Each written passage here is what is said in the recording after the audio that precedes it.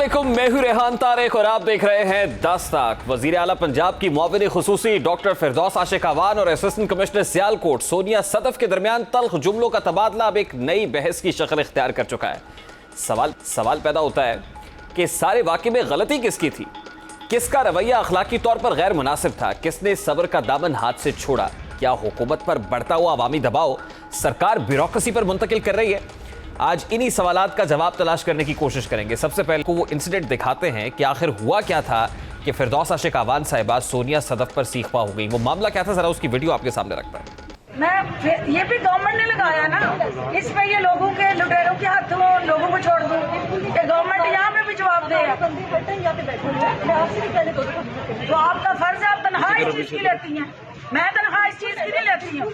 आप लेती हैं कि यहाँ देखें क्या गलत हो रहा है। तो मैडम मुझको आराम से बात की जा सकती है। आप तो रश सबके लिए है, आपके लिए आप कोई आसमान से उतरी हुई है? बिल्कुल आसमान से नहीं उतरी हुई।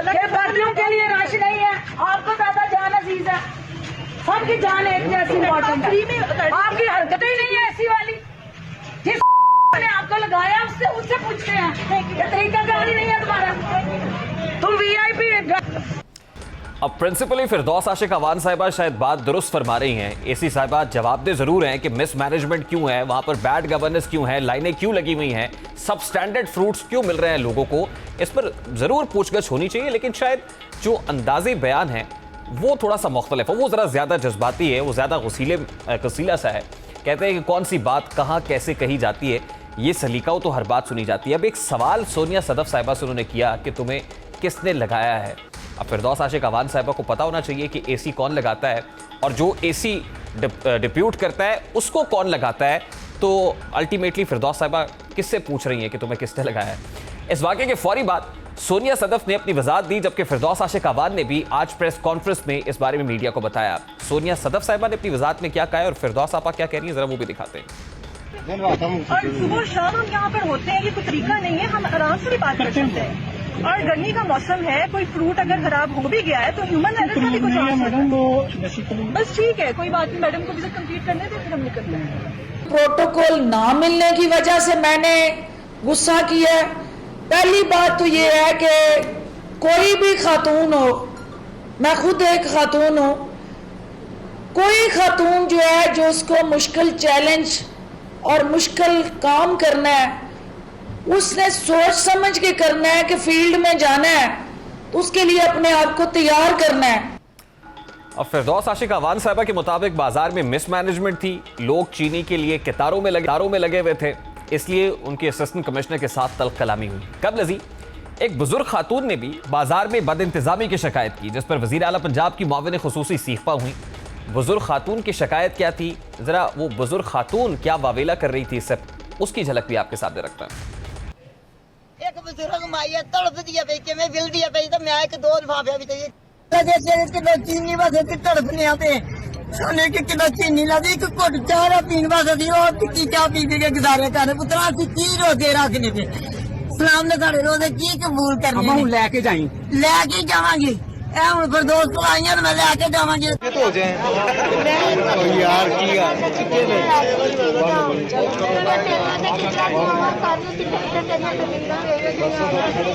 यहाँ पर अवामी नुमाइंदा होने का सबूत ज़रूर दिया है फिरदौस साहिबा ने कि उस बुजुर्ग खातून को गले से लगाया है और उसका मसला हल करने की कोशिश की है। लेकिन मुझे एक इस्तिलाह याद आ रही है पंजाबी की, जिसे नूरा कुश्ती कहते हैं। बात यह है कि जिस वक्त कैमरे की आंख खुलती है तो अवामी नुमाइंदगान भी सामने आ जाते हैं, उस वक्त एसी साहिबान भी सामने आ जाते हैं, और उस वक्त जब अवामी प्रेशर होता है कैमरे की आंख के सामने तो ऐसे मनाजिर भी देखने को मिलते हैं। ये कोई पहली बात नहीं है, ये पहली बार नहीं हुआ, माजी में भी इस तरह के मनाजिर देखने को मिलते रहे। बिल्कुल उसी तरह से जैसे एक भारत की मशहूर मूवी है, मेरा ख्याल सभी जानते हैं, उसमें मशहूर अदाकार अनिल कपूर साहब क्या करते हैं, शहबाज शरीफ साहब के साथ भी इसको मंसूब किया जाता है। लेकिन इस मामले के ऊपर ये जो रवैया इख्तियार किया गया है, ये रवैया यकीनन काबिल मजम्मत है। दोनों तरफ से जो कुछ हुआ है, गुज़श्ता रोज से सोशल मीडिया पर इस वाक़े को लेकर खूब गर्मा गर्मी जारी है। चीफ सेक्रेटरी पंजाब ने भी मामले का नोटिस लिया है। यही नहीं बल्कि नायब सदर मुस्लिम लीग नून मरियम नवाज शरीफ ने भी अपनी ट्वीट में हुकूमत को शदीद तनकीद का निशाना बनाया। मरियम नवाज ने अपनी ट्वीट में लिखा कि अपनी नाकामी और बदतरीन कारकर्दगी का गुस्सा सरकारी अफसरान पर डालना यह फिरौनियत है। रमज़ान बाजारों में गैर मयारी महंगी अशिया हुकूमती नालायकी का मुंह बोलता सबूत है। सरकारी अफसरान आपके जाती मुलाजिम नहीं है। सियालकोट के रमजान बाजार में खातून असिस्टेंट कमिश्नर सोनिया सदफ के साथ होने वाला सलूक काबिल मुजम्मत है। सियासी और समाजी हलके में इस वाक़े पर सरापा एहतजाज है, लेकिन सवाल ताहाल जवाब तलब है कि वाक़या असल में हुआ क्यों है। क्या वाक़े के बाद वहां के हालात बदल गए हैं? इसी हवाले से हमारे नुमाइंदे ने उस बाजार में जहां ये तमाम तर वाक़या हुआ है वहां जाकर हकायक जानने की कोशिश की है। हकायक क्या है, इस वाक़े के बाद कितनी तब्दीली आई, जरा वो भी आपके सामने रखता है। जी बिल्कुल, मैं इस वक्त एग्जैक्ट उसी बाज़ार और उसी लोकेशन पर मौजूद हूँ जहाँ पर कल डॉक्टर फिरदौस आशिक अवान और एसी सियालकोट सोनिया सदफ के दरमियान तल्ख जुमलों का तबादला हुआ। इससे कबल के मैं आपको बाज़ार की सूरत हाल से आगाह करूँ, आपको ये बता दूँ कि इस वाक़े का जो पस मंज़र है वो क्या है। रिकॉर्डिंग तो चलती रही, लेकिन एक्चुअल सूरत हाल थी क्या। मामला कुछ यूँ था कि कल डॉक्टर फिरदौस आशिक अवान ने यहाँ पर एक प्रेस कॉन्फ्रेंस रखी हुई थी, मीडिया से उन्होंने गुफ्तगू करनी थी, जो हुकूमत की तरफ से आवाम को जो वो अपनी जानिब से रिलीफ दे रहे हैं उन पर ब्रीफ करना था। जब वो प्रेस कॉन्फ्रेंस के लिए यहाँ पर पहुँची तो डॉक्टर फिरदौस आशिक अवान की ख्वाहिश थी कि सोनिया सदफ उनके साथ खड़ी हों, और जब डॉक्टर साहबा ने पूछा कि किधर हैं एसी साहबा, तो पता ये चला कि एसी साहबा यहाँ पर मौजूद नहीं हैं और वो गालबन गाड़ी में मौजूद थी। बुलवाया गया, प्रेस कॉन्फ्रेंस तो खैर हो गई। उसके बाद फलों वाला मामला हुआ जो रिपोर्ट हुआ, जिसकी फुटेजेस सोशल मीडिया पर भी और मीडिया पर भी चल रही है। तो ये है, तो ये एक्चुअल मामला जो है वो इसका पस मंज़र ये था। ये मामला हुआ इसलिए डॉक्टर साहबा का ये कहना था कि आवाम को रिलीफ़ देना चाहिए। बात ये है कि आवाम को जो रिलीफ़ है वो रिलीफ़ मेरा ये ख्याल है कि ना उस तरह से पहले मिल रहा था और ना आज मिल रहा है। आज भी यहाँ पर जो सूरत हाल है वो कदरे बेहतर तो नज़र आ रही है, लेकिन आवाम उतनी मुतमिन नहीं है जिस तरह के हुकूमत की जानिब से दावे किए जाते हैं कि आवाम को जो है वो रिलीफ़ दिया जा रहा है। जैसे फलों की बात हुई, अब देखें ये मेरे पस मंज़र में आपको नज़र आ रहा है कि यहाँ पे वो स्टॉल था जहाँ पर डॉक्टर फिरदौस आशिक अवान और सोनिया सदफ के दरमियान तल्ख जुमलों का जो है वो तबादला हुआ था। लेकिन एक्चुअल सूरत हाल ये है कि अब यहाँ पे उस शख्स को, उस जो रेडी बान था, जो स्टॉल का मालिक था, उसको उठवा दिया है। तो ये सस्ता रमज़ान बाज़ार है जो हुकूमत की जानिब से लगाया गया है। अब इस सारे वाक़े का पस मंज़र क्या था, हमारे रिपोर्टर सियालकोट की उसी रमज़ान बाज़ार से रिपोर्ट कर रहे थे। आपने जाना है कि असल में ये वाक़या हुआ क्या है, इस वक्त की क्या सूरत हाल है, वहाँ पर रमज़ान बाज़ार में सब स्टैंडर्ड अशिया मिल रही है या नहीं मिल रही, वो भी उन्होंने बताया है। आनिया जानिया तो सबकी देखी जा रही हैं, तूफ़ानी दौरे भी हो रहे हैं, निकला भी जा रहा है बाहर। मुझे इमरान खान साहब का, वज़ीर आज़म पाकिस्तान ने आज से 3 रोज़ पहले एक स्टेटमेंट दिया था कि वो उनसे कहीं ना कहीं गलतियां होती हैं, कुछ फैसले करने में, कुछ लोगों को डिप्लॉय करने में, कुछ को टिकटें डिस्ट्रीब्यूट करने में गलतियां हुई हैं। क्या इमरान खान साहब को एहसास हो गया है? ये देखिए वो फुटेज आपके सामने है। वज़ीर आज़म पाकिस्तान गुज़श्ता रोज़ निकले हैं और कहा गया कि बगैर प्रोटोकॉल के गए हैं, इस्लामाबाद के एक बाज़ार का विजिट किया है। क्या अब हुकूमत भी कहीं ना कहीं प्रेशर फील कर रही है? सवाल तो ये है कि वज़ीर आज़म के इस अचानक दौरे से आवाम को कितना फ़ायदा हुआ, इन तूफ़ानी दौरों का आम आदमी को क्या फ़ायदा होता है। मैं ये बात इसलिए कर रहा हूँ कि आज ट्विटर के ऊपर भी बहुत सारे ट्रेंड्स बन रहे हैं। कुछ लोग कह रहे हैं आई स्टैंड विद फिरदौस आशिक अवान साहिबा, कुछ लोग ये कह रहे हैं कि I stand with Sonia Sadaf. तो मैं ये कहना चाहता हूं कि I stand with a commoner, उस आम आदमी के साथ जो इस तमाम तर लड़ाई के अंदर कहीं ना कहीं पस मंजर के अंदर चला जाता है, जिसके लिए असल लड़ाई है वो आम आदमी क्या है। अब वज़ीर आज़म का ये दौरा जो है उसकी तफसीलात भी आ गई हैं। वज़ीर आला पंजाब की मुशीर इत्तलात फिरदौस आशिक अवान साहिबा की वीडियो भी मंजर आम पर आ गई है। सियासी जमातों की जानिब से तशहीर का ये अंदाज नया नहीं है, बल्कि इससे कबल साबिक वज़ीर आज़म नवाज शरीफ और साबिक वज़ीर आला पंजाब शहबाज शरीफ भी अचानक दौरों के हवाले से जाने जाते रहे। शहबाज शरीफ पुलिस अफसरान और ब्यूरोक्रेट्स को मुअत्तल करने में मशहूर थे। वो भी बगैर प्रोटोकॉल रमज़ान बाजारों में पहुंचते थे, गफलत बरतने पर फौरी तादीमी कार्रवाई करते थे। इसी तरह साबिक वज़ीर आज़म नवाज शरीफ भी पीटीवी के कैमरों के हमरा, सरकारी टीवी चैनल के कैमरों के हमरा इस्लामाबाद की मार्केट्स में सूरत हाल का जायजा लेने पहुंच जाते हैं। तहरीक इंसाफ यही अंदाज इख्तियार किए हुआ है, लेकिन सोशल मीडिया के दौर में ऐसा करना मुमकिन दिखाई नहीं देता है। अभी आज ही एसी जतोई, अरशद विर्क और मेंबर पंजाब असम्बली खुरम लगारी के दरमियान ऑडियो कॉल भी मंजर आम पर आई है। उस ऑडियो टेप में किस तरह खुरम लगारी साहब असिस्टेंट कमिश्नर मुखातिब हो रहे हैं, जरा वो भी आपको सुनवाते हैं। मैंने आपको कॉल की कि मेरी तरफ से अगर कोई मसला है तो मैं हाजिर हूँ, आप जब चाहें मैं उधर आज आप आ जाएं, विजिट करवाते हैं जी। नहीं आपने मुझे बोला ना आप रेडी हो, तो मैं आ रहा हूँ। रेडी हो तो रेडी, मैंने किसी को बोला है, कभी से सबको बोल दिया क्या सर को सीधी जगह बात कर। मैंने आप ये चीज़ ने कहा सर मैं रेडी हूँ आज है, मैंने कहा सर मैं जा रहा हूँ उनके पास। मैं लड़का हूँ, इज्जत देश से मुझे लड़के की फिक्र नहीं है, खुद आप हो। हाँ जी, खानदान में क्या बच्चे का गुड्डा मार खा के आ गया, मैं तो लड़का हूँ।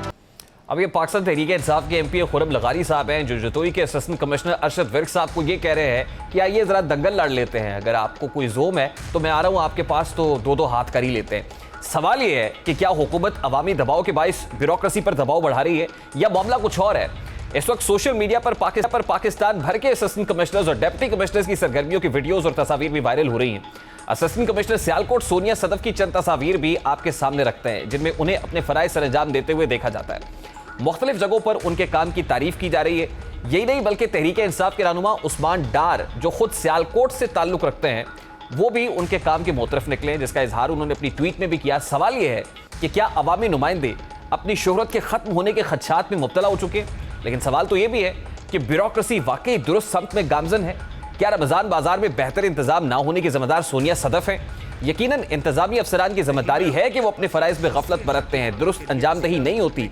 अगर अवामी नुमाइंदे अवाम को जवाबदेह हों तो ब्यूरोक्रेसी को भी जवाबदेह तो होना पड़ेगा। एहसास तो होना चाहिए कि उन्हें भी ठंडे कमरों से बाहर निकलना है और पब्लिक सर्विस करनी है। अफसरशाही के रवैये भी काबिल मुजम्मत जरूर हैं। अभी आप टेलीविजन स्क्रीन पर चंद तस्वीर भी रखते हैं, ब्यूरोक्रेट्स के अंदाज, आनिया जानिया, उनका मुंह बोलता सबूत भी आपको दिखाई देंगे। आरामदेह लाइफस्टाइल के बायस अवामी खिदमत का जज्बा मादूम सा होता चला जा रहा है। अगर प्रोड्यूसर साहब वो तस्वीर दिखा सकें कि किस तरह किसी पुलिस वाले ने, एक कांस्टेबल ने छतरी तानी हुई है सर के ऊपर, कोई असिस्टेंट कमिश्नर साहब जा रहे हैं, साहब बहादुर जा रहे हैं, और किस तरह जो है उनको ट्रीट किया जा रहा है। सवाल यह है कि अवाम के टैक्स से तनख्वाहें लेने वाले ऑफिसर्स अवाम की इस कदर तस्लील क्यों करते हैं? एक ब्यूरोक्रेट जो अपने हाथ में एक छतरी थाम नहीं सकता, वो इंतजामी मामलात कैसे संभालेगा? सवाल तो यह है कि हुकूमत और ब्यूरोक्रेसी के रवैयों में अवाम को क्या फ़ायदा हासिल होगा। वो आम आदमी जो उसको इख्तियारात जो इख्तलाफात हैं उससे कोई गर्ज नहीं है, इख्तियारात क्या हैं और इख्तलाफात क्या हैं उसे कॉमनर का कोई सरोकार नहीं है। उस आम आदमी को तो चांद में भी रोटी दिखाई देती है। वो कहते हैं कि कब सितारे चांद, सूरज और जुगनू मांगते हैं, तीसरी दुनिया के बच्चे सिर्फ रोटी मांगते हैं। ये देखें कि किस तरह से छतरी तानी हुई होती है, एसी साहिबा निकलती हैं और एक पुलिस का कांस्टेबल जो है वो छतरी पकड़ के खड़ा होता है। इसका मैसेज जो होता है बड़ा सिंपल है, सिंबॉलिक है। ये देख रहे हैं आप, ये एसी साहिबान है जनाब, अफसरशाही है, ये अफसरशाही है, ब्यूरोक्रेसी है और इनकी अंदाज भी निराले हैं। तो सवाल तो उठता है यकीनन, जहां पर फिरदौस साहिबा के ऊपर सवाल उठ रहा है वहीं पर ब्यूरोक्रेसी के ऊपर भी सवाल तो उठता है। इन्हीं सवालों को लेकर हम बात करेंगे इस वक्त पाकिस्तान तहरीक इंसाफ के रहनुमा। सबसे पहले तो खुरम लगारी साहब से ऑडियो टेप क्या है और वो क्या कहने की कोशिश कर रहे थे, और पाकिस्तान मुस्लिम लीग नून से आबिद शेर अली साहब हमें ज्वाइन कर रहे हैं। बहुत बहुत शुक्रिया आप दोनों की तशरीफ आवरी के लिए। सबसे पहले तो खुरम लगारी साहब आप बताइएगा, ये एसी जतोई साहब हैं अरशद विर्क, इनको आप बड़ी धमकियां में इस कॉल करते हैं और आप ये कहते हैं कि मैं तुमसे दो दो हाथ कर लूंगा। ना तो आपने उम्र का लिहाज रखा है और ना ही आपने ये देखा है कि वो असिस्टेंट कमिश्नर साहब है, आपने उनकी तजलील कर दी है। ये कहानी क्या है खुरम लगारी साहब, आपको जेब देती है? बिल्कुल आप जान सकते हैं, जब एक नौजवान लड़के का डोमिसाइल 1500 में दिया जाए तो मैं बिल्कुल डांटूंगा। जब ठेकेदार से 5% लिए जाए तो मैं बिल्कुल डांटूंगा। जब रमजान बाजार में कुछ ना मिले और मुझे विजिट ना कराया जाए और से लाइनें लगे तो मैं बिल्कुल डांटूंगा। अच्छा, आप तो उनसे को गुत्था होने की बात भी कर रहे हैं। मतलब आपने कहा कि जी आप बुजुर्ग हैं, आप बड़े हैं, मैं एक नौजवान ब्लड हूं और मैं आऊंगा तो फिर आपको मार भी पड़ेगी। ये क्या मामला है? Does it suits you? देखिए जी, बात सुने, ये ब्यूरोक्रेसी जो वीडियोस ऑडियोस लीक करती है ना, ये अपने आप को समझ रही है, ये पुराने लोगों को समझ रही है, जैसे पुराने थे ये वैसे होंगे भाई। जहाँ पे जाती होगी, कुछ भी हो जाए, कुछ भी गवाना पड़े, हम इनके गले हैं।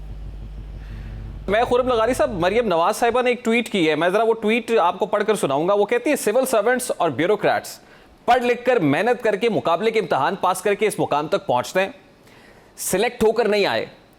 वजीर होने का मतलब ये नहीं है कि आपको अफसरान की तस्लील का लाइसेंस मिल गया है। ये दावत, ये जो रौनत है काबिल कबूल नहीं है और सोनिया सदफ से माफी मांगेंगे। फिरदौस आशिक अवान साहिबा वाले इंसिडेंट की पर्सपेक्टिव में उन्होंने कहा ये ब्यूरोक्रेसी है, पढ़ लिख के लोग आते हैं, ये इसलिए आते हैं कि आप लोगों की जली कटी बातें सुने और फिर आप उनको थ्रेट करें। सर, जो पढ़ा लिखा होगा मेरे सारा कुछ होगा, जो क्लर्क की सीट का पेशी बनेगा, सॉरी आई कांट, मैं नहीं कर सकता उसकी इतनी सर। जो क्लर्क कोटे में आएगा, सॉरी मैं नहीं कर सकता, ये तमीज ही ना हो। जो पढ़ लिखेगा वो सारा पे है। अच्छा, ये शिकायत आपने मुतल्लिका फोरम पे की थी एसी साहब की? सर, मैंने चीफ सेक्रेटरी को भी की, मुतल्लिका कमिश्नर को भी की है, आप पूछ सकते हैं हमसे। अच्छा, मैं जरा आबिद शेर अली साहब हमारे साथ मौजूद हैं। आबिद भाई, वेलकम बैक। एक तो बड़े अरसे के बाद आप ज्वाइन कर रहे हैं और फाइनली यू आर बैक। तो मुझे सर ये बताएं कि ये जो सिविल सर्वेंट्स के साथ ये जो रवैया है, ये रवैया कोई नई बात तो नहीं है, माजी में भी ये होता रहा है। हमने शहबाज शरीफ साहब को भी देखा है कि वो मौके के ऊपर ही अफसरान को मुअत्तल कर देते थे। तो मरियम नवाज साहिबा की ये जो ट्वीट है, क्या आप इसको मैच करते हैं अपने दौरे हुकूमत से? देखिए जी, बहुत शुक्रिया आपका। बात जो शहबाज शरीफ साहब को आप का कंपैरिजन ड्रॉ कर रहे हैं आप फिरदौस आशिक अवान साहबा के साथ, ये बड़ी ज्यादती है। नहीं, मैं कंपैरिजन ड्रॉ नहीं कर रहा, मैं तो उस सोच की बात कर रहा हूँ, उस रवैये की बात कर रहा हूँ। शहबाज शरीफ साहब मेरिट पे काम करते थे, वो पढ़े लिखे नौजवानों को मेरिट के ऊपर उनकी रिक्रूटमेंट हुई, ना किसी का उसमें सिफारशी अलामत शामिल थी। एक मेरिट पे वो काम करते थे, मेरिट पे चीज़ें करती थी। लेकिन ये जो वो एक पब्लिक प्लेस के ऊपर इंसिडेंट हुआ, फिरदौस आशिक अवान ने बड़ी ज़्यादती की और बड़ी गलत तरीके से मिसबिहेव किया, और ये मैं समझता हूँ कि इस तरह की लोगों के ऊपर होनी चाहिए। लेकिन जो खुर्रम लोहारी साहब की बात है, ये नौजवान है, मैं इनकी बड़ी इज्जत भी करता हूँ, भाई हैं, नौजवान भाई हैं, इनका होगा। लेकिन जो लीक होकर इस तरह ऑडियो टेप चलाना, मैं उसको कंडेम करता हूँ। ये अच्छा, वैसे आबिद भाई आपको एक चीज बताऊं मैं, आपके नोट आपको पता होगा कि सोनिया सदफ साहिबा जो एसी सियालकोट है, जिन्होंने फिरदौस आशिक अवान साहिबा से आर्ग्यू भी किया आगे, वो ने कह रही थी कि आप आए, देखिए आप विजिट पे आई हुई, आप मेरे साथ रहे। वो कहती नहीं यहाँ पे रश बहुत ज्यादा है, जिस पर तल्ख जुमलों का तबादला भी हुआ। ये शहबाज शरीफ दौर के अंदर कोई ब्यूरोक्रेट सोच सकता था कि वो शहबाज शरीफ से आर्ग्यू कर सकता है? वैसे इस बात का तो क्रेडिट देना चाहिए पीटीआई को। शहबाज शरीफ के दौर में चीनी के लिए लाइनें नहीं लगती थी, शहबाज शरीफ के दौर में आटे के लिए लाइनें नहीं लगती थी। वो भी आटे का थैला या चीनी के थैले की बात नहीं कर रहा, 1-1 किलो की, वो दालों के लिए लाइनें नहीं लगती थी लोगों के लिए। आप मुझे बताए 400-500 रुपए का मुर्गी का गोश्त हो जाए, हर चीज आसमान को छू रही है। गरीब लोग बेचारे लाइनों में कतारें बना बना के खड़े हैं। इसलिए खड़े होते हैं, इसलिए वो इन चीज़ों के लिए होते हैं कि आपको अगर इतना शौक था उस ऑफिसर को सब बदतमीजी करने का, पहले आप अवाम में जाती, जहाँ पे लोगों ने कतारें बनाई थी, फिरदौस आशिक अवान वहाँ पे जाती, पूछती कि जी हाँ जी बाबा जी तुसी लाइन बनाई, खैर है? वो फिर जुत्ती मुँह ते मारता था, दसदा कि खैर सी कि की नहीं खैर सी। बात ये है कि आपकी गवर्नमेंट की नालायक नाहल गवर्नमेंट की जो पॉलिसी है उसको आप डिस्प्ले कर रहे हैं। यानी आप ये कह रहे हैं कि असल में हुकूमत की मिसमैनेजमेंट और बैड गवर्नेंस है जिसका नजला ब्यूरोक्रेसी पे गिर रहा है। तो खुर्रम लोहारी साहब, आपने आबिद भाई की गुफ्तगू सुनी, वो कहते हैं असल में ये बड़ा इजी है, एग्जिट है, ये सेफ एग्जिट है। जी जी जी जी जी आबिद साहब, अब आखिरी रमजान के आसमान पर मैच कर रही है, अभी आखिरी में अपने गुनाह धोकर ब्यूरोक्रेसी पर डालने के लिए आते हैं। तो मैं इस चीज की बिल्कुल मजम्मत करता हूँ। उनको पब्लिकली अपॉलॉजी करनी चाहिए। ये बिहेवियर अच्छा नहीं है। आप अपनी गवर्नमेंट की गवर्नेंस को देखें। आप उस हवाले से हमारे दौर में जब लगते थे शहबाज शरीफ साहब रहमान रमजान बाजार लगते थे, उसकी इंस्पेक्शन होती थी, डीसी हर रुकने कौमी और सूबाई असेंबली हमारे लोकल बॉडीज के मेंबरान वो ऑन बोर्ड होते थे, कमेटीज बनती थी, कमेटीज बनाकर लोकेशन जो पब्लिक की जहाँ अच्छा, पे मैं जरा खुर्रम साहब से पूछूं ना, इसी बात को खुर्रम साहब की तरफ ले जाता हूं। खुर्रम लोहारी साहब, ये मिस मैनेजमेंट और बैड गवर्नेंस है आपकी गवर्नमेंट की। आबिद शेर अली साहब कहते हैं कि हमारे दौर में चीजें बड़ी स्मूथ और स्ट्रीमलाइंड होती थी, असल में आपसे संभाला नहीं जा रहा और अब ये नजला आप ब्यूरोक्रेसी पे गिरा रहे हैं। वो अरशद विर्क साहब हो या सोनिया सदफ साहिबा हो। सर बात सुनिए, जब आप क्लर्क को ऐसी लगाओगे तो यही कुछ होगा। आप नौजवान लड़के लगाओ ना जो पढ़े लिखे बेचारे अभी भी सेक्रेटरी में बैठे हैं। वही तो बात कर रहे हैं आबिद शेर अली साहब के शहबाज शरीफ साहब का जो सिलेक्शन क्राइटेरिया था वो पढ़े लिखे लोग थे, वो खुद जो है वो इंटरव्यूज किया करते थे। ये बात तो ऑन रिकॉर्ड है कि शहबाज शरीफ साहब किसी जगह पे आरपीओ या डीपीओ लगाते थे तो खुद इंटरव्यू करके लगाते थे। कौन करे जो तकरीर पढ़ते हैं वो इंटरव्यू करे थोड़े। नहीं, इसका मतलब आप अपनी हुकूमत से मायूस है। खुश कब से? तो भाईजान 3 साल तो हो गए अब गवर्नमेंट को, तो अब खान साहब ये कहते हैं कि मुझसे माजी में कुछ गलतियां हुई। उल्टा पीटी के खिलाफ लड़े थे मेरे भाई, हम पीटी के खिलाफ लड़े थे, फिर पीटी ज्वाइन की, शायद हमारा भी नौजवान लोग सुधर जाए, कुछ भी नहीं हुआ। बाकी आबिद शेर अली साहब हमारे पुराने सियासतदान हैं, मेरे वालिद साहब के दोस्त हैं, लेकिन मेरे काबिल एहतराम है, लेकिन उनकी बातें भी ठीक है। ये हुकूमत का काम है संभालना, ये हमारा काम है, एमपीएस का काम है विजिट करना, और मेरे पास प्राइस कंट्रोल है। अच्छा, अरशद विर्क साहब के बारे में तो आप उनका जो ट्रैक रिकॉर्ड बता रहे हैं, लेकिन जो सोनिया सदफ साहिबा हैं इनको तो खुद चौधरी मोहम्मद सरवर साहब ने, गवर्नर पंजाब ने गोल्ड मेडल दिया था और काबिल सताइश थी इनकी परफॉर्मेंस। क्या हुआ फिर आज जो फिरदौस साहिबा, इसको कैसे जस्टिफाई करेंगे जो आज फिरदौस आशिक अवान साहिबा ने किया? मैं कोई कमेंट नहीं कर सकता। पढ़ी लिखी खातून है, उनके साथ भी ऐसा नहीं करना चाहिए। तो लोग इलेक्शन हार के हम उन्हें लगा दें और वो बदतमीजी करें तो ये बर्दाश्त नहीं, उन्हें माफी को मांगनी चाहिए। अच्छा खुर्रम लगारी साहब, अब खान साहब निकलते हैं बाहर मार्केट्स में। वैसे ये फुटेजेस हमने नवाज शरीफ दौर के अंदर भी देखी, वो इस्लामाबाद की मार्केट में गए हैं और लोगों से पूछने की कोशिश कर रहे हैं कि भाई हालात कैसे हैं, क्या चीज़ें ठीक चल रही हैं, स्मूथ है। वो कॉमनर से मिल रहे हैं, आम आदमी के पास जा रहे हैं। आज खान साहब की फुटेजेस भी मंजर आम पर हैं। तो खान साहब को जो खुद निकलना पड़ रहा है, टीम डिलीवर नहीं कर रही, टीम से मायूस होकर निकल रहा है, ये बॉडी लैंग्वेज भी खान साहब की बता रही है कि असल में उनकी मायूसी है। सर मायूसी साहब दे रहे, जब पंजाब की आपकी हुकूमत ही कमजोर है, आप काम नहीं कर पा रहे हो, साहब जरा पीएम को टेंशन तो होगी ना। तो फिर उस्मान बुज़दार साहब इतने इंडिस्पेंसिबल क्यों हैं? मैं क्या कह सकता हूँ, हमारा सीएम है, बस अल्लाह उन्हें संभालने की तौफीक दे। ठीक है, बहुत बहुत शुक्रिया खुर्रम लगारी साहब और आबिद शेर अली साहब आपके वक्त के लिए। पाकिस्तान मुस्लिम लीग नून से आबिद शेर अली और पाकिस्तान तहरीक इंसाफ से खुर्रम लगारी हमारे साथ मौजूद थे। ये रवैया किसी तरह भी जस्टिफाइबल नहीं है, काबिल मुज़म्मत है। अभी एक ब्रेक लेनी है जी, ब्रेक के बाद जब वापस आएंगे तो फिर बात करेंगे इंतखाबी इस्लाहात के कितने इम्कानात हैं। हुकूमत ने मुजव्वज़ा तरामीम दी हैं, क्या अपोजिशन को काबिल कबूल होंगी, इस पर बात करेंगे। सेनेटर बैरिस्टर अली जफर साहब ने ज्वाइन करेंगे ब्रेक के बाद हमारे साथ।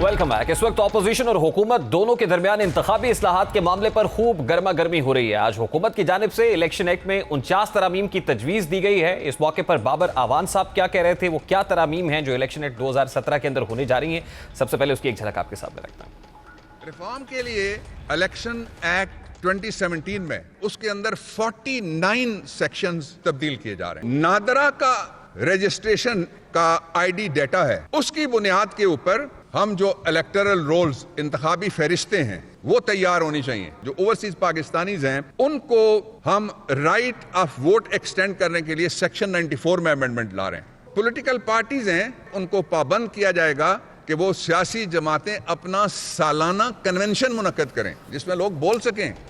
अब इसी मामले पर बात करेंगे। इस वक्त पाकिस्तान तहरीक इंसाफ के रहनुमा सेनेटर बैरिस्टर अली जफर साहब हमारे साथ मौजूद हैं। अस्सलाम वालेकुम अली जफर साहब, बहुत बहुत शुक्रिया आपके वक्त के लिए। हुकूमत ने इलेक्शन एक्ट 2017 के अंदर तकरीबन 49 तरामीम तजवीज़ किए हैं।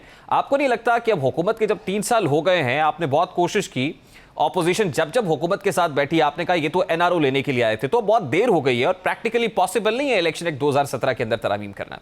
नहीं जी, अभी वक्त है, अभी इलेक्शन में 2-2.5 साल हैं और मेरा ख्याल है ये एक ऐसा एजेंडा है जो इस पे अब सारे हर पॉलिटिकल पार्टी जो भी इंतखाबात में हिस्सा लेना चाहती है, जो भी पार्लियामेंट में है, वो उनको अब बैठना पड़ेगा।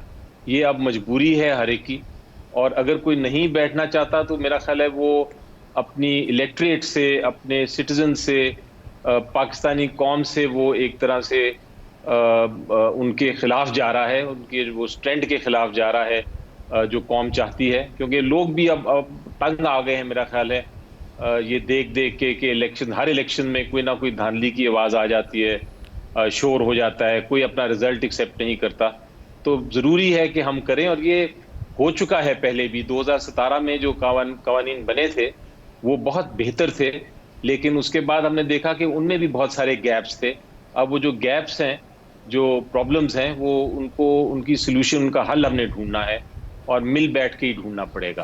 तो मुझे यकीन है इनफैक्ट कि ये इंशाल्लाह ऐसे ही होगा। देखिए, कानूनी पेचीदगियों को आप बड़े बेहतर तरीके से समझते हैं, उस पर कमेंट भी कर सकते हैं। इलेक्ट्रॉनिक वोटिंग मशीन मुतारिफ कराने की बात की जा रही है और इलेक्शन एक्ट 2017 के सेक्शन 103 को अमेंड करने की बात हो रही है। इससे मुताल्लिक आपको लगता है कि ईवीएम धांधली रोकने की जामिन हो सकती? जी देखिए, इस पर डिबेट बिल्कुल होनी चाहिए। ये हुई थी बात और काफ़ी डिस्कशन इस पे हो चुकी है। इस पे बहुत सारे एक्सपर्ट्स के व्यू पॉइंट्स भी आ गए हैं, उनकी ओपिनियंस भी आ गई हैं, और एक बहुत बड़ी ओपिनियन है कि ये बिल्कुल इसको 100% फुल प्रूफ बनाया जा सकता है। कुछ लोगों ने, कुछ टेक्निकल लोगों ने, कुछ एक्सपर्ट्स ने कहा है कि इसमें खामियां हो सकती हैं, उन खामियों की तरफ गौर व फिक्र करके उनको दूर किया जा सकता है। ये कोई इतना रॉकेट साइंस नहीं है, और हम बाकी मुल्कों को भी देख सकते हैं, एग्जामिन कर सकते हैं कि उनका क्या एक्सपीरियंस रहा है। उनके एक्सपीरियंस को देखते हुए अपनी जो हमारा सोशल फैब्रिक है, हमारे जो एक्सपीरियंस है, उसको भी देखा जा सकता है। इसके अलावा इलेक्ट्रॉनिक वोटिंग के साथ साथ और बहुत से तरीके हैं जिसके तहत हम उसको इलेक्ट्रॉनिक वोटिंग सिस्टम को सपोर्ट कर सकते हैं। तो मेरा ख्याल है अगर सजेशंस हैं बाकी पॉलिटिकल पार्टीज देखिए ना, अगर मैं अपने मुल्क के पर्सपेक्टिव में देखूं सर, तो हमारे यहाँ तो आरटीएस बैठ जाता है, हमारे यहाँ प्रिजाइडिंग ऑफिसर्स गायब हो जाते हैं, हमारे यहाँ डब्बे बदल दिए जाते हैं। तो आपको लगता है सर कि प्रिजाइडिंग ऑफिसर का रोल तो फिर भी रहेगा? हमारे यहाँ जो डायनामिक्स हैं, जिस तरह से धांधली की जाती है, उसका ताल्लुक इलेक्ट्रॉनिक वोटिंग मशीन के साथ नहीं है। अगर ईवीएम आप इंस्टॉल कर भी देते हैं तो वो धांधली नहीं रोकी जा सकेगी, उसके लिए कुछ और फैक्टर्स हैं जिनको देखना पड़ेगा। जी बिल्कुल, आपने बहुत अच्छी बात की और मैं बिल्कुल इससे एग्री करता हूँ कि खाली एक चीज पे ही कॉन्सेंट्रेट हम नहीं कर सकते, और हम ये नहीं कह सकते कि इलेक्ट्रॉनिक वोटिंग सिस्टम आ जाएगा तो सब कुछ ठीक हो जाएगा। इसके साथ साथ हमें बाकी गैप्स भी, उनको भी हमने देखना है और उनकी जो खामियां हैं उसको पूरा करना है। उसकी तजावीज़ मिल सकती हैं, लेकिन इसके साथ साथ इलेक्ट्रॉनिक वोटिंग सिस्टम भी दुरुस्त एक तरीका है। तो बहुत सारे तरीके, जब कवानीन और बहुत सारे प्रोसीजर्स और टेक्नोलॉजी के इस्तेमाल हम एक साथ ले आएंगे तो ये तकरीबन हमारा जो प्रॉब्लम है वो सॉल्व हो सकता है। अच्छा, ये कोई मेरा ख्याल है जी बिल्कुल दुरुस्त बात है। अब सेक्शन 94 को अमेंड करने की बात हो रही है ओवरसीज पाकिस्तानी से मुताल्लिक। ओवरसीज पाकिस्तानीज अपना वोट कैसे पोल कर सकते हैं? मतलब वो पोस्टल बैलेट के जरिए से, जैसे दीगर ममालिक के अंदर देखा जाता है। फिर उसके बाद ओवरसीज पाकिस्तानीज को इलेक्शन लड़ने का राइट देने की बात भी पाकिस्तान तहरीक इंसाफ हुकूमत करती है। तो आपको नहीं लगता कि कॉन्स्टिट्यूएंसी पॉलिटिक्स एक अलग चीज है? देखिए, ये सारे जो आपके पॉइंट्स हैं वो एक जगह, लेकिन मैं पहले प्रिंसिपल की बात करता हूँ। प्रिंसिपल की बात ये आपका सवाल होना चाहिए कि क्या ओवरसीज पाकिस्तानीज को वोट करने की और पार्लियामेंट में हिस्सा लेने की इजाज़त होनी चाहिए या नहीं होनी चाहिए। मैं इस पे सिर्फ 3 पॉइंट्स आपको बताता हूँ, क्योंकि मेरे ख्याल के मुताबिक बिल्कुल उनको इजाज़त होनी चाहिए कि वो इलेक्शन में वोट भी करें और हिस्सा भी डालें, और उसका फिर तरीक़ेकार हमें बताना चाहिए कि क्या तरीक़ेकार होना चाहिए। और इसकी 3 वजूहात जो हैं वो मैं आपको एक्सप्लेन करता हूँ। पहली वजह ये है कि आप देखें कि सिवाय पार्लियामेंटेरियंस के, सिवाय पॉलिटिशियंस के, आप दोहरी शहरियत रखने की इजाज़त हर किस्म के शोबे में है पाकिस्तान के। अगर आप चीफ जस्टिस भी बनना चाहें, जज भी बनना चाहें, तो आप ड्यूल नेशनलिटी रख सकते हैं। आप आर्म्ड फोर्सेस में भी होना चाहें तो आप रख सकते हैं। आप ब्यूरोक्रेसी में भी होना चाहें, बड़े अहम ओहदे रख सकते हैं, लेकिन आप ड्यूल नेशनलिटी पे कोई रिस्ट्रिक्शन नहीं है, यानी आप 2-3 ममालिक के भी नेशनल हो सकते हैं। तो इसका मतलब ये हुआ कि लॉयल्टी का इशू नहीं है। ये कोई नहीं कह सकता कि जो हमारे ओवरसीज पाकिस्तानीज हैं वो पाकिस्तान से डिसलॉयल हैं। ये कॉन्सेप्ट अब ख़त्म हो गया है। वो मेरे ख्याल के मुताबिक और मेरे एक्सपीरियंस में और जितना मैं जानता हूँ, वो उतने ही लॉयल हैं, उतने ही फेथफुल हैं पाकिस्तान के साथ, इतना ही प्यार है उनको पाकिस्तान के साथ जितना कि एक पाकिस्तान में रहने वाला एक सिर्फ पाकिस्तानी शहरी है। दूसरी वजह, उसकी दूसरा पॉइंट मैं आपको जो बताना चाहता हूँ इसी सिलसिले में, कि जब आप कंपेयर करते हैं बाहर के मुल्कों में, तो आप देखते हैं कि बाहर के मुल्क 2 शहरियत रखने की इजाज़त देते हैं, बल्कि बहुत सारे पाकिस्तानी हैं जो कि पाकिस्तान देखिए ना सर, 49 अमेंडमेंट्स है इलेक्शन एक्ट के अंदर जो प्रपोज्ड अमेंडमेंट्स हैं। आपको लगता है कि अब ये कंसेंसस के साथ अमेंड हो पाएगा इलेक्शन एक्ट 2017? इतना वक्त है कि सारी जमातों को काबिल कबूल होगा प्रैक्टिकली? जी बिल्कुल, क्योंकि जो मैंने बातें की हैं और जो मैंने इस वक्त रिसर्च कर रहा हूँ इसके ऊपर, उसमें मुझे ये पता चला है कि हर जमात ने अपनी अपनी इलेक्शन रिफॉर्म के लिए अपने अपने काम कर लिए हुए हैं, और बहुत हद तक वो अपनी अपनी सजेशंस लेके बैठे हुए हैं। तो इसलिए मुझे नहीं लगता कि कोई इतना मुश्किल होगा एक कंसेंसस रीच करने का, या एक लॉ बनाने का जो कि सब सजेशंस, जो रेलेवेंट सजेशंस हैं, जो जेन्युइन सजेशंस हैं, उसको एक ही कानून में इकट्ठा करने का। तो मुझे अगर नीयत होगी, और मेरा ख्याल है नीयत अब सबकी हो जाएगी, तो ये कानून काफ़ी जल्दी बन सकता है। अच्छा अली ज़फ़र साहब, इस मामले से आगे बढ़ते हैं। अब जहांगीर तरीन साहब वाले मामले के अंदर आपका बड़ा अहम रोल है, वज़ीर आज़म साहब ने आपको एक रिस्पॉन्सिबिलिटी दी है। तो मुझे सर क्विकली बता दीजिएगा, आपकी जहांगीर तरीन साहब से या उनके ग्रुप से मुलाकात हो गई है? मामला कहाँ तक पहुँचा है? जी बिल्कुल, मुलाकात हो रही हैं, उनकी ब्रीफिंग्स हो रही हैं मुझे दोनों साइड्स की, और इंशाल्लाह मई से पहले इस महीने के एंड से पहले मैं कोशिश करूंगा कि मैं जो रिपोर्ट प्राइम मिनिस्टर साहब ने मांगी है और जो डायरेक्शंस दी हैं मुझे, उसके मुताबिक मैं वो रिपोर्ट तैयार करके उनको दे दूं। जहांगीर तरीन साहब से भी आपकी मुलाकात हुई है सर? जी, जहांगीर तरीन साहब से भी नहीं हुई, लेकिन उनकी लीगल टीम और उनकी फाइनेंशियल टीम्स के साथ मुलाकातें हो रही हैं और होती रहेंगी, क्योंकि बहुत सारे सवालात हैं, बहुत सारे इश्यूज हैं। ठीक है, बहुत बहुत शुक्रिया। बैरिस्टर अली जफर साहब हमारे साथ मौजूद थे, पाकिस्तान तहरीक इंसाफ के रहनुमा, इलेक्शन रिफॉर्म से मुतालिक बात कर रहे थे। भी एक ब्रेक लेंगे और ब्रेक के बाद जब वापस आएंगे तो फिर बात करेंगे कि 2020 सहाफियों के लिए कैसा रहा। इस मामले पर बात करेंगे। आज प्रेस फ्रीडम डे है, इस मामले को उठाएंगे इस ब्रेक के बाद।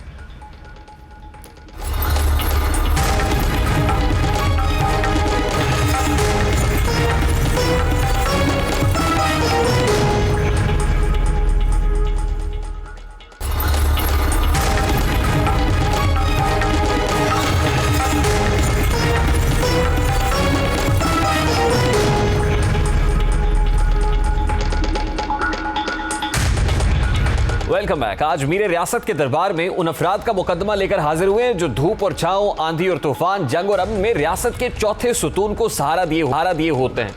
ये मुकदमा उन हजारों पाकिस्तानी सहाफियों का है जो अपनी जानों की परवाह किए बगैर सच की तलाश में मगन रहते हैं। ये कहानी उन हजारों मीडिया वर्कर्स की है जो आम आदमी की आवाज हुकूमती ऐवानों में पहुंचाते हैं। अपनी जात को भुलाकर रियासत के लिए अपने शबो रोज बसर करने वाले सहाफियों का मुकदमा आज मीर रियासत के दरबार में पेश कर रहा है। मीर रियासत वज़ीर आज़म पाकिस्तान मोहतरम इमरान खान साहब, प्रेस फाउंडेशन ऑफ पाकिस्तान ने साल 2020 को पाकिस्तान के लिए खतरनाक तरीन साल करार दिया है।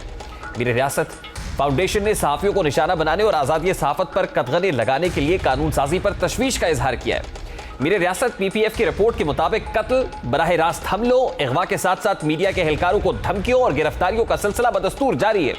मीर रियासत आज आपके सामने प्रेस फाउंडेशन की रिपोर्ट रखते हैं। रिपोर्ट के मुताबिक गुज़श्ता साल भी मीडिया के मवाद को बराह रास्त कंट्रोल करने की कोशिश पर तवज्जो रखी गई। मीडिया रेगुलेटरी इदारों की जानिब से जारी करदा हिदायत, तमाम प्लेटफॉर्म्स पर पाबंदी और कानूनी इस्तराब का बाइस बनने वाले कवानीन तैयार करने की कोशिशों से ऐसा माहौल पैदा किया गया जहां मीडिया को सेंसर किया जाता है और सहाफियों को सेल्फ सेंसरशिप की तरफ धकेल दिया जाता है। रिपोर्ट में नोट किया गया कि कोविड-19 के फैलाव के साथ इस नए चैलेंज की शमूलियत ने मुताद्दिद सहाफियों और मीडिया कारकुनान की जानें ले ली हैं। वबाई मरज ने प्रेस की आज़ादी के मामले में भी नए मसाइल पैदा कर दिए हैं। मीर रियासत पाकिस्तान में सोशल मीडिया के प्लेटफॉर्म्स, मीडिया पर बिलखुसूस कोविड-19 पर रिपोर्टिंग करने वाली खवातीन सहाफियों को ट्रोलिंग और मरबूत हमलों का सामना रहा। मीर रियासत सहाफियों पर होने वाले हमलों की भी फहरिस्त आपके सामने रखते हैं। PPF के मुताबिक जनवरी 2020 से अप्रैल 2021 के दौरान अपने काम की वजह से एक सहाफी का कत्ल, गिरफ्तारी और नजरबंदी के 10 वाकयात, जबरी तौर पर उठाए जाने और अगवा के 4 वाकयात, बराह रास्त हमलों के 16 वाकयात, धमकियों के 13 वाकयात, छापों और हमलों के 4 वाकयात, इंटरनेट पर बड़ी पाबंदी या ब्लैकआउट के 5 वाकयात, पैमरा की 22 हिदायत जो आज़ादी इजहार राय में कदगन लगने का बाइस बन जाती हैं। रिपोर्ट में कहा गया है कि सहाफियों के खिलाफ कानूनी कार्रवाई के 7 वाकयात और कानून साजी की 6 मिसालों ने पाकिस्तान में आज़ादाना इजहार राय को मनफी तौर पर मुतासिर किया है। मीर रियासत मीडिया तो रियासत का चौथा सुतून होता है, रियासत होती है। गुज़श्ता कोरोना वबा के दौरान पाकिस्तानी सहाफियों के किरदार की तारीफ खुद आपकी हुकूमत करती रही है, लेकिन इस दौरान सहाफियों के खिलाफ कार्रवाई यकीनन इंतहाई तकलीफ दह है। मीर रियासत मोहतरम वज़ीर आज़म पाकिस्तान, हम आपके सामने सहाफियों का मुकदमा इसलिए लेकर हाजिर हुए हैं क्योंकि माजी में आपने सहाफियों के किरदार की तारीफ के साथ साथ उन्हें तहफ़्फ़ुज़ की यकीन दहानी भी। माजी में आप क्या कहा करते थे, जरा उसकी एक झलक आपके सामने रखता है। मेरी पार्टी तो बनी फ्री मीडिया की वजह से है और उसको फिर बूस्ट मिली सोशल मीडिया की वजह से। जो वो आया तो हमारा यूथ आ गया। 3 चीजें तो हैं जो जमहूरियत को प्रॉप अप करती हैं: आजाद अदलिया, साफ और शफाफ इलेक्शन और आजादी राय। अगर इसमें से किसी को भी हाथ डालेंगे तो अगर ये समझते हैं कि हम चुप करके घर बैठे रहेंगे, इनको गलतफहमी नहीं होनी चाहिए। आजादी राय को नुकसान पहुंचाया। वज़ीर आज़म इस्लामी जमहूरिया पाकिस्तान, माजी में आप मीडिया से मुताल्लिक क्या कहा करते थे, आपके सामने ये तो था। आज का दास्ताक, आपसे मुलाकात होगी इंशाअल्लाह कल। अपना रखिएगा, अल्लाह हाफ़िज़।